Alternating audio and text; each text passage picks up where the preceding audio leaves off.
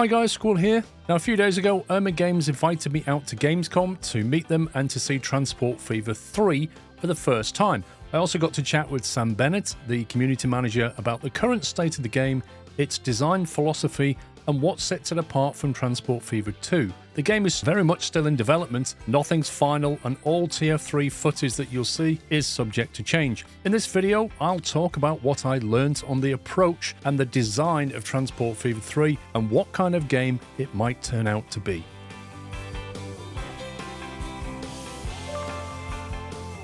In order to understand what kind of game Transport Fever 3 might turn out to be, I chatted with Sam about the studio's philosophy and their approach to this new game. So for example, Sam said to me that they don't want to take anything away from the player that they've already given to them. So what that means is if you look at things in Transport Fever 2 and the way it works, they don't want to take anything away. They might improve it, they might add to it, but they don't want to remove something that's already in the game working well. He also said that one of the founding principles for the studio is never to punish players, and that if there are any kind of negative aspects to the game, then those should always be balanced by a positive. And we'll talk about that later when we look at things like weather. Also, any punishments that are in the game should be temporary, so that allows you to explore, make mistakes, make poor choices, but still be able to recover from them. And you can see this approach in Transport Fever 2. It doesn't aim to be a hardcore simulation, it aims to be a transport and logistics sim with an emphasis on fun and letting the player choose how they want to play. There aren't any real punishments in Transport Fever 2 other than losing money on non-profitable routes, and this approach will be carried into Transport Fever 3.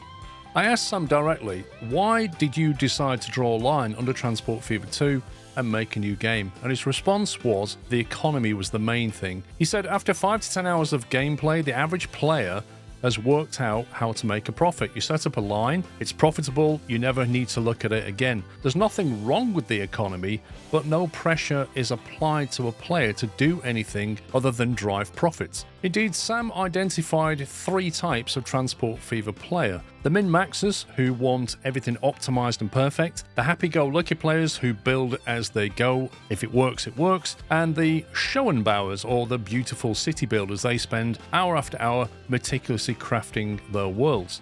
Sam says that all 3 playstyles are entirely valid and that the game should cater for all of them. He said what's difficult is balancing the features that can offer something to every group without catering too much to any one group or adding so much granularity that it overcomplicates the game. For example, adding timetables to buses. Instead, their approach is to try and balance things for all 3 categories of players and then effectively let the modders take over if they want to specialize things or make them more difficult. Indeed, one of the Transport Fever modders is now a member of the Urban Games team. Mods in Transport Fever 2 were a big part of the gameplay for me, particularly unlocking industry levels and more cargo types. With a well-known Transport Fever 2 modder now part of the core team, it stands to reason that modders will be well catered for, and as a result the players should receive a good variety of gameplay-changing mods to suit their own personal playstyle. Now in Transport Fever 3 they call towns settlements, and I wanted to understand how settlements are different in Transport Fever 3 to Transport Fever 2, since they're a very key part of the game. There's a new feature called subsidies or contract. They still haven't decided what they're going to call it, but let's call them subsidies. So subsidies can provide big cash payouts, particularly in the early game when money's tight. They can be issued by either settlements or by the industries. It also provides a certain element of risk. If you fail to fulfill the subsidy, usually in the form of a reputation hit and or a financial penalty will come your way. For example, the Dartmouth Livestock Farm wants to subsidize us to set up a new route to get more workforce coming into its industry, and it does that by generating a subsidy to request more passengers come into a nearby settlement. If there are more people in the settlement, there is more people to come and work at Dartmouth Farm. So you might decide to take this subsidy and receive immediately some seed money to get the project done. If you succeed, it's a big payday. If you fail, your reputation will take a hit with that settlement and or that industry. The money is the most basic style of subsidy offer, but there are others. Majority will reward you with reputation modifiers or ticket price modifiers for passengers entering your town. So you might get a cash settlement up front, but then if you complete the subsidy, you'll get a subsequent boost on passengers coming into the town for the next 2 years, which can be pretty lucrative. Now, settlements themselves require 3 types of cargo: passengers, commercial cargo, and industrial cargo, the sort of triad that builds a settlement. Settlement growth is based on what you supply and its reputation with you. So for example, if you only supply industrial needs, then the settlement will expand its industrial capabilities and level up its demand for industry. Industry needs workers, so they'll naturally commute from nearby settlements. If you transport the workers from nearby settlements, they may choose to settle in the town, and the town will grow and those people will go and work in the industry. Now, this allows players to shape the settlements to be more specialized, but does not put pressure on you to meet all of its demands. The settlement will organically grow and adapt to its needs by utilizing neighboring settlements. Personally, I like the way that you'll be able to influence and shape a settlement's development. In Transport Fever games, there's no direct control over any of the settlements, but in Transport Fever 3, you'll be able to steer the settlement towards having a certain focus. Presumably, the art style will follow this, which then leads to a wonderful variation in the look of each settlement, with perhaps a deeply industrial town not far away from a deeply commercial town. Certainly, subsidies in the early game I think are probably an essential way of getting you going. I have a question over late game. How will they scale? How do subsidies scale in the late game? Will they give you a reason to carry on playing when money is no longer a goal? Once you've built up a large pile of cash, you kind of need reasons which you have to largely invent for yourself to carry on playing. For example, my Transport Fever 2 series had an objective of reaching $1 billion, so I had to invent my own goal. Maybe subsidies can plug that gap and give us a reason to play in the late game. Let's talk about reputation, because reputation's already been mentioned in terms of subsidies, but what is it and how does it affect gameplay? So reputation affects the overall mood of a settlement towards a player. You can stay neutral with a settlement and it'll be absolutely fine, but negative reputation can reduce or even put a stopper on growth of the settlement entirely. So for example, if you want to bulldoze an area and build a new station in a settlement and run a transport link into it, that's going to cause a reputation hit and it's going to slow the settlement's growth down for a certain period of time. So you have to balance what you do with what the consequences will be. A reputation does automatically recover over time, so we're going back to the not punishing players philosophy. Districts are a new concept in Transport Fever 3 as well. Districts are like dotted lines across the map that represent district borders, kind of similar to US states or UK counties. Each district has one or more settlements in it. If you was to landscape a forest, for example, it might affect a settlement in the same district as where you landscaped, but not another nearby settlement because that's in a different district. Effectively, if you start terraforming things in a district, it affects things in that district only and not everywhere across the map. Now, this will probably lead to some interesting gameplay where you could have sacrificial districts. You could build a big goods hub, for example, lots of warehouses, set up suburbs and an airport, all those noisy, polluting things, put them all in one district, and then have all the other districts around it live in bliss. In summary then, if you care about growth of settlements, which you probably do, then you need to pay attention to reputation. I think this is a pushback on players to effectively soft block them from doing what they want to do, or rather doing what they like. Playing without consequence is just a sandbox. So the addition of districts and reputation is interesting, but it remains to see how the gameplay is affected. In Transport Fever 2, you could start as early as 1850. In Transport Fever 3, that's moved to 1900, so now the era spans from 1900 to 2050. Why? Well, Urban Games found out that the most popular setting of 1850 to 1900 is fast forward. The majority of players tend to hang around 1990s to 2010, 2020, in other words, the modern era. It's interesting to note how players play the game, and what's also interesting is the fact that they have the data to back it.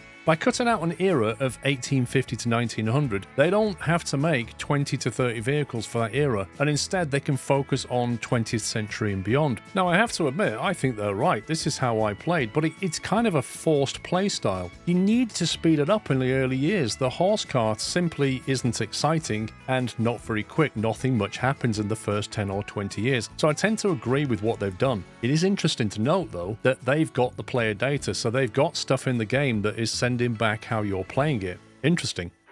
Now, we've already seen footage of a day-night cycle and clouds and a lovely skybox and all the rest of it in Transport Fever 3. It's important to note, however, that there isn't really a day-night cycle. The game doesn't have a concept of 24 hours. It works on a calendar cycle. Transport Fever moves from day to day. Transport Fever 2 had a fixed time of day, a fixed skybox, and effectively fixed weather. Transport Fever 3 has the ability to vary the time of day, in other words, the position of the sun. It has a proper skybox, and they can vary the cloud, so it does make the game visually look more authentic. But that's brought about questions about whether they should have a day-night cycle in the game and whether they should have things like weather in the game. But in a game without any 24-hour period or any clock, does it really make sense to have a day-night cycle? It could just move the sun around, but building at night is actually very difficult, so should they just leave that under player control or have a day-night cycle? I personally think they should probably give us an option. They should allow you to have a fixed time of day or allow it to cycle under some control, like you could say I want more day than I want night, because otherwise it'll just be something that people turn off. But given that we've got clouds, should there also be rain and wind and snow? I chatted with Sam about this, and the feeling is that if they was to put weather in the game, then they want weather to affect the gameplay. So, for example, if it's raining, you want your track to be wet, and therefore your traction to slip on your trains. Or maybe you have cars crash in the ice and the snow. The problem is, going back to their philosophy, they don't want to punish players, and if there's anything negative, they want to balance it with a positive. So perhaps if it was raining, it might reduce pollution in order to cater for the fact that your trains are going to struggle to climb a hill. This is something they're very much discussing internally, and certainly in the first release, I can't see there being weather in the game. Now, harking back to things like Skylines 2 that does have weather and seasons and does affect the gameplay, I think if they added this into Transport Fever, it might change the game for better or worse and take it in a different direction. I don't know, we'll have to see what they come up with.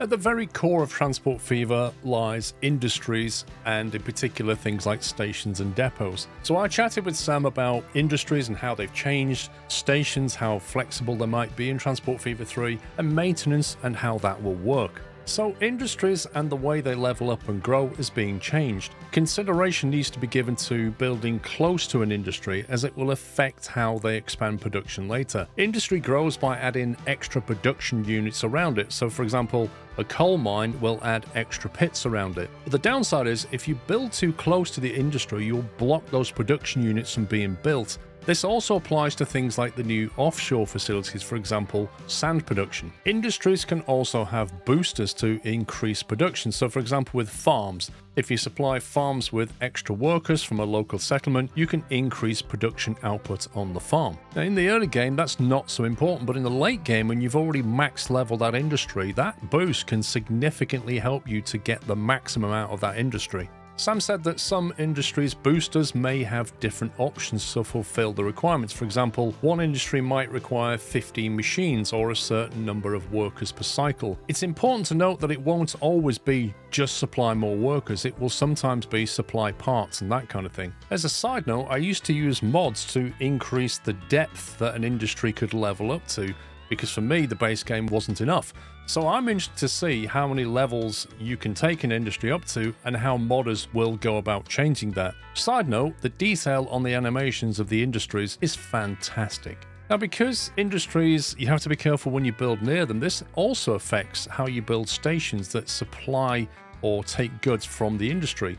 So how close you build that station, if you try to build a big station next to a big industry, you're going to inhibit its growth. So Sam mentioned that, for example, what you could do to solve that is have an industry which is fully expanded and then have a local truck shuttle which takes the goods over to your main big station which is nearby, but is not so close as to affect the growth of the industry. You can also use warehouses as well. I'm not sure how warehouses work yet, I've not seen much detail on it, but they can store a variety of cargo types. You can also have specialized loading and unloading platforms. So the benefit is that if you have a specialized loader or unloader, you get much greater speed but the downside is that it restricts the cargo type that you can load and unload at that bay or that warehouse or that station, etc. Maintenance has been overhauled, so vehicles need maintenance. An unmaintained vehicle will slow down and will generate a lot of pollution, so it's going to cost you money and it's going to have a negative impact on anything that it drives through nearby residences.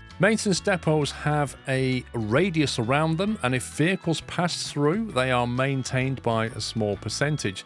That means a vehicle needs to regularly pass through a depot's sphere of influence in order to receive enough maintenance, and this applies to road and to rail. You can have dedicated maintenance buildings as well as depots within a station. Depots, I think, can service up to 6 vehicles at a time currently, and then dedicated maintenance buildings can do up to 12. Obviously, all of this is subject to change. A dedicated maintenance building will also repair vehicles quicker. Now, if you hit the limits on a maintenance building, if for example you passed 13 vehicles through and it can only do 12, it won't do any more beyond the 12, so you'll end up with certain vehicles just simply not being serviced. It's important to note that maintenance buildings also produce noise, so you have to consider whether to put them in the middle of the city and have most of your buses quite easily serviced, or whether to put it out of town and just make sure your buses pass through. Things I wonder about with this is how the game will help you to monitor vehicle maintenance and whether depots are being overloaded. That remains to be seen. Now, when it comes to map generation and environments and biomes, things get quite nice. You've got various environments. You've got temperate, a desert, tropical, and a new subarctic one. But with a big difference this time is that during map development, there are sub-biomes within the environment. So where one biome interfaces with another, it will transition between them. So for example, you could have mountain ranges at its peaks, and then that leads down to some kind of tundra below. That may then lead toward a forested area, and which then turns into a swamp, and then it ends in a deep water fjord. And if you actually look at the maps and the flyovers they've done, it looks superb. There are also more parameters available during map generation than in TF2. So for example, you'll be able to turn off subsidies or vehicle maintenance or things that you just don't want to have and just create your own playthrough. Sam again made the point that they want to support all playstyles. They don't want to dictate how the player should play. Give them the options and let them do what they want. Now, industries spawn in more logical places than before. Each different environment designates some industries either as bespoke to it or not as common. For example, fish farming doesn't happen in the desert. Terrain and vegetation is incredibly detailed in TF3, and it really does look fantastic. In closing then, I think we can all agree that the game looks fantastic. The variety of environments, the map detail, the lighting, all means that this logistics sim is not going to be left wanting in the eye candy department. With over 250 vehicles at launch and 150 years of human logistical mechanization to work through, there's no shortage of vehicles available to get those goods moved around. Transport Fever 3 will have over 30 industries, and individual settlements will require up to 12 delivered to them. We know that not all industry types will be present on each map, as that's driven by the environment type. Still, that's going to create some pretty complex supply chains, and I imagine the modders will step in and further deepen the gameplay for those that want it. With more choices to make when setting up supply chains and more things to balance, cost, efficiency, reputation, and future impact, Transport Fever 3 aims to challenge the player more by not allowing a one-size-fits-all solution to logistical problems. More than this though, Urban Games' approach to game development is very healthy. They've identified the different player types who play Transport Fever and aim to cater for them all. It's clear that Urban Games does not want to stray too far into the deep simulation with TF3. It's been suggested by players that they would like to see seasons, weather, and timetables for passenger services and other more detailed features. When considering such gameplay requests, Urban Games' approach is to consider if it would appeal to the majority of the player types, or only those seeking a more accurate simulation. Seasons and weather, for example, often bring negative effects such as industries being adversely affected. This then leads to supply chain issues, which has a knock-on effect to income. Seasons and weather are outside of the player's control, and according to the studio's philosophy, those negative effects would have to be balanced with something positive. Thus far, some questions remain unanswered. Just how big are the maps compared to TF2? What will the campaign look like? Will there be any goals in the mid to late game once the player has a bundle of cash? Why carry on? What is the release date and how much will it cost? I guess we'll have to be patient a little longer. Thanks to Urban Games for inviting me out to Gamescom to meet them and take a look at the game, and most especially for developing what I'm sure will be an awesome sequel to an already popular game. That's it from me. Take care, guys. Happy transporting.